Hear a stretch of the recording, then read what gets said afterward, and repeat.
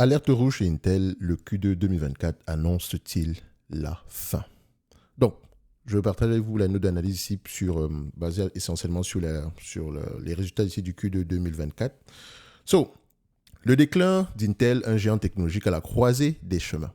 Le cours de l'action d'Intel a fortement baissé après la publication de ses résultats du deuxième trimestre qui révèlent des perspectives décevantes pour le troisième trimestre. Les ventes devraient se situer entre 12,5 et 13,5 milliards de dollars, bien en deçà des attentes aux alentours de 14,4 milliards de dollars. De plus, Intel prévoit désormais une perte de 0,03 dollars par action, alors que les analystes prévoient un bénéfice aux alentours de 0,32 dollars. Donc, en cause ici, on parle d'un ralentissement de la demande ainsi qu'une augmentation des coûts croissants. Donc, ce ralentissement de la croissance est attribuable à la baisse de la demande de PC et d'autres produits dus à un contexte économique moins favorable. De plus, parce que Intel est très dépendante ici du marché des PC. De plus, les coûts d'Intel devraient augmenter en raison de la production accrue de puces Core Ultra pour l'intelligence artificielle. Donc, les PC, les ordinateurs portables ici, embarquant ici l'intelligence artificielle, c'est à peu près, entre parenthèses, le big trend à venir, d'accord? Donc, ce qui pourrait ici encourager un renouvellement ici, ainsi qu'un prix premium pour les PC portables à venir, ok? Donc, on doit regarder Dell et HP, d'accord, à ce niveau-là. Donc, de plus, les coûts d'Intel devraient augmenter en raison de la production accrue de puces Core Ultra pour l'intelligence artificielle. Bien que le marché de ces puces devrait croître considérablement d'ici 2026 ou fin 2025, d'accord. Donc, en tout cas, en moyen terme ici, on s'attend à une croissance de ce marché final-là.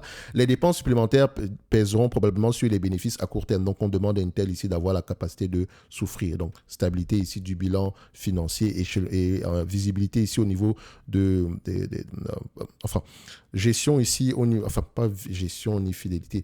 Donc, on voudrait voir ici un bilan financier solide, notamment avec très peu de dettes, ou bien une dette gérable à court terme, au moins sur les 3-5 prochaines années.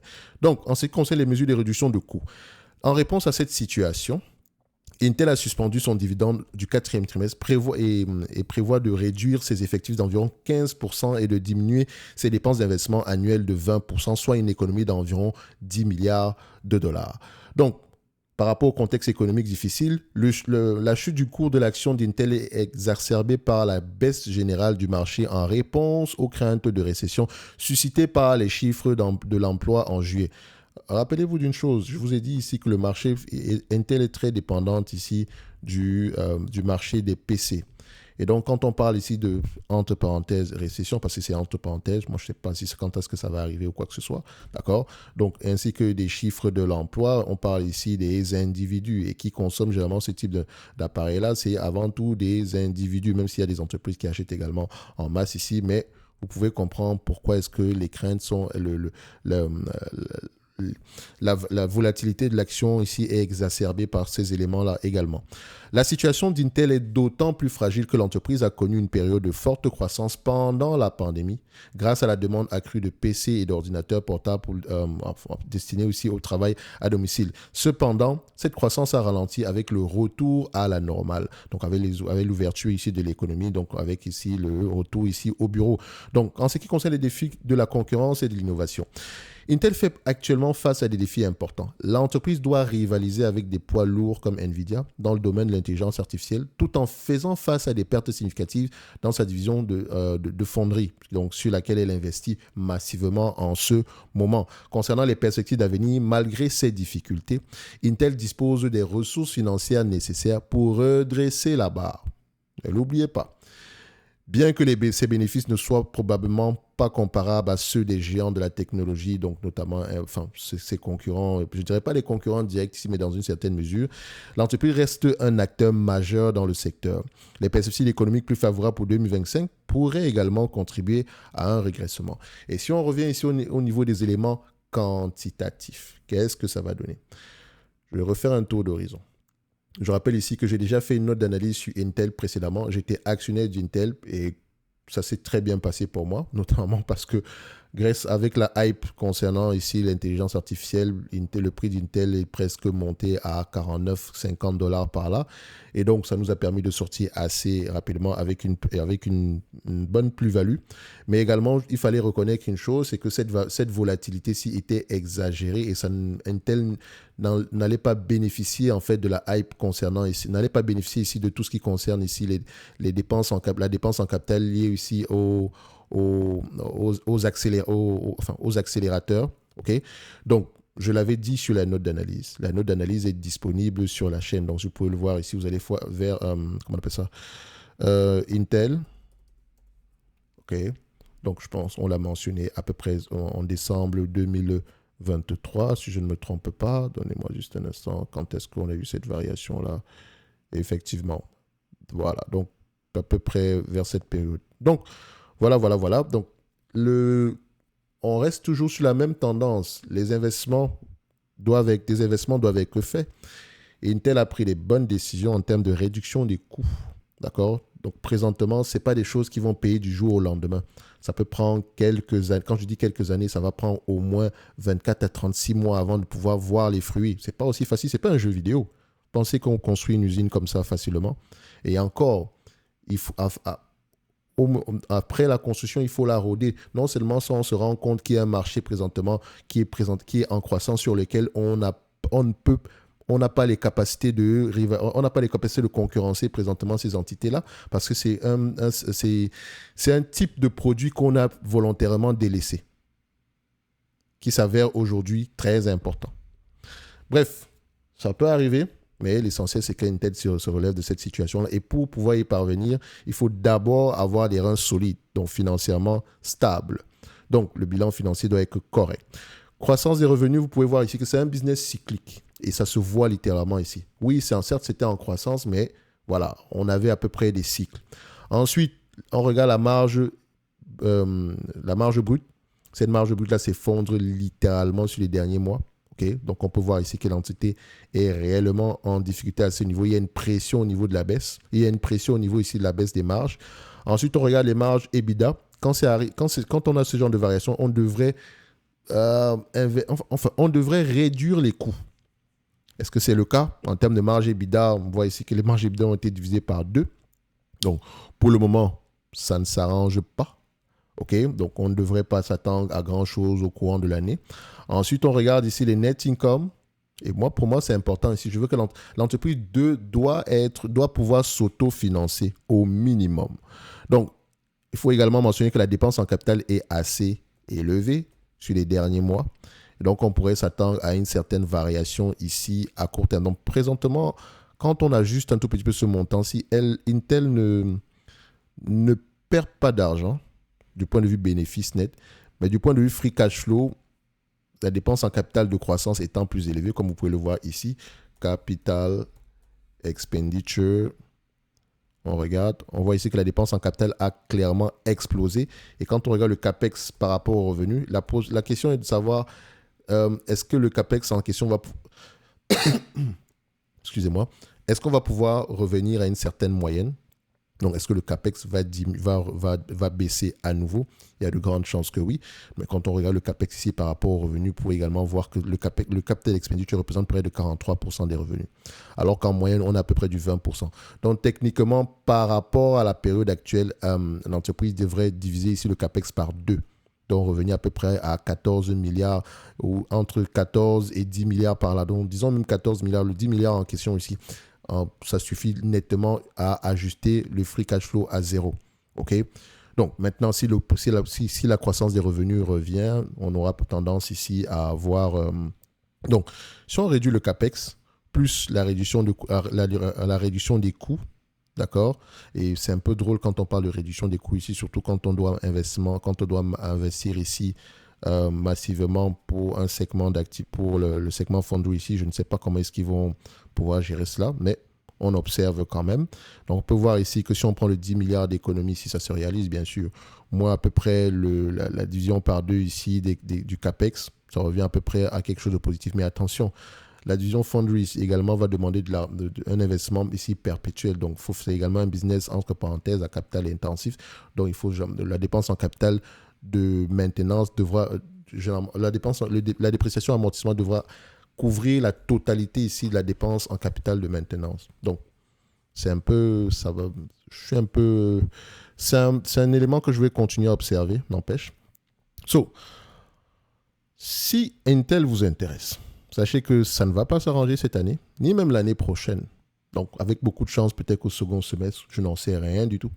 Donc, si le marché des PC redémarre, et pour ça, il faut suivre Intel, il faut suivre Dell et HP, qu'est-ce qu'ils disent, ces deux entités-là? Donc, si quelqu'un investit sur Intel, il doit absolument lire les rapports financiers de HP et de Dell. Oui. HPQ, je rappelle bien. C'est important. Il faut lire les rapports financiers de ces deux entités-là. Parce que ces entreprises-là représentent nos marchés finaux dans un de nos segments ici. D'accord? So, idéalement, on se rapproche des actifs du tangible book value qui a explosé sur les dernières années. OK? Et ce tangible book value-là, actuellement, on est à 83 milliards. Là, c'est 91 pour la capitalisation boursière. Donc, j'aimerais l'acheter à un prix qui se rapproche des actifs tangibles nets par action. Et encore, il faudrait que ces actifs tangibles nets-là aient tendance à augmenter ou bien à rester stable. Ici, on a une accélération, donc on doit déjà comprendre qu'est-ce qui impacte positivement ces actifs tangibles nets-là. OK? Donc, une fois qu'on a cette information, on pourrait se dire que le prix actuel commence à être intéressant. D'accord? Mais ça devrait... Il ne faut pas mettre une grosse partie de son capital sur du Intel. Ça reste ultra spéculatif pour le moment. Il faut également que le PDG actuel, que le plan ici soit exécuté à la perfection. Mais moi, je pense qu'Intel va bénéficier de tout ce qui concerne la guerre entre la Chine et les États-Unis concernant ici les semi-conducteurs. Avec d'ailleurs on va favoriser ici un champion national. Oui, mais je pense que je l'ai dit, guerre, je pense qu'on avait la guerre des semi-conducteurs. Ouais, c'est ça, en janvier 2023. Je pense ici le gouvernement, certains députés, non, il n'y a pas de députés ou sénateurs, je ne sais pas quoi, ou représentants aux États-Unis, s'inquiétaient un tout petit peu du fait que le gouvernement américain favorise de plus en plus un champion national. Donc, c'est qui est un problème dans un marché ou dans un pays où on favorise le libre-échange. D'accord? Bref, on va voir ce que ça va donner. Si vous êtes investi présentement sur Intel, franchement, prenez la décision qui s'impose par rapport à vos connaissances. Ne restez pas dans le rêve en se disant que j'y crois. Non, il faut avoir des éléments en prenant en considération l'hypothèse d'investissement de départ et voir à peu près si le plan se passe comme prévu. Pour le moment, moi, je n'ai pas de souci par rapport à ce plan-là. Je m'attendais à ce genre de variation. Le fait qu'elle ait monté jusqu'en décembre ici, c'était clairement exceptionnel et ça n'avait rien à voir avec les activités même de la compagnie. Et je l'avais mentionné encore une fois. Donc, du point de vue évaluation, je vais me situer aux alentours ici du tangible book value, qui peut également fluctuer à la baisse. OK? Donc, on a un prix aux alentours de combien? Price to tangible book value. Tangible book value ici, per share, ça donne combien? Ça donne aux alentours de, voilà, $20 l'action. Enfin, 19,51 $ l'action. Il y a de grandes chances que ce tangible book value augmente également parce qu'on investit massivement ici dans l'infrastructure physique. Donc, ça a une certaine valeur au coût. D'accord? Et la valeur à la construction sera différente ici du coût de remplacement. Donc, le coût de remplacement sera peut-être plus élevé que ça. Ne l'oubliez pas.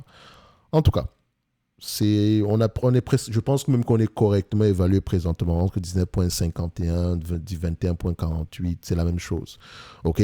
Donc, maintenant, celui qui achète du Intel, c'est en prévision ici à moyen terme du dynamisme ici du marché des PC et on verra ce qu'ils vont proposer au niveau des data centers, hormis ce qu'ils proposent déjà aujourd'hui. En tout cas, on verra.